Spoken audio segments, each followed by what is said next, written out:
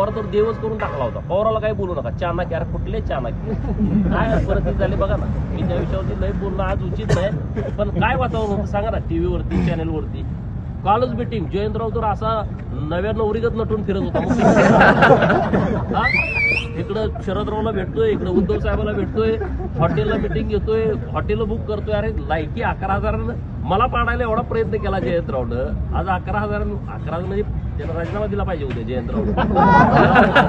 जयंत पाटलाला लाज वाटत असेल ना, मी लय मोठा नेता आहे, मी असा करतोय, मी तसा करतोय. आता देवेंद्र साहेबांच्या रात्री आज पायात पडल दम नाही ना. विरोधात राहायचं सुद्धा मग लागतं. पवार तर देवच करून टाकला होता. पवाराला काही बोलू नका, चाणक्य. अरे कुठले चाणक्य, काय परिस्थिती झाली बघा ना. मी त्या विषयावरती लय बोलणं आज उचित नाही, पण काय वातावरण होतं सांगा ना टीव्हीवरती, चॅनेलवरती. कालच मीटिंग, जयंतराव तर असा नव्या नवरीगत नटून फिरत होता.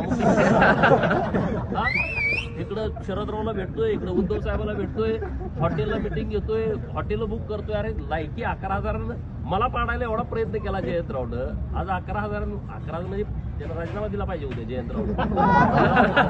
जयंत पाटलाला लाज वाटत असेल ना, मी लय मोठा नेता आहे, मी असा करतोय, मी तसा करतोय. आता देवेंद्र साहेबांच्या रात्री आज पायात पडल दम नाही ना. विरोधात राहायचं सुद्धा मग लागतं, दम लागतो.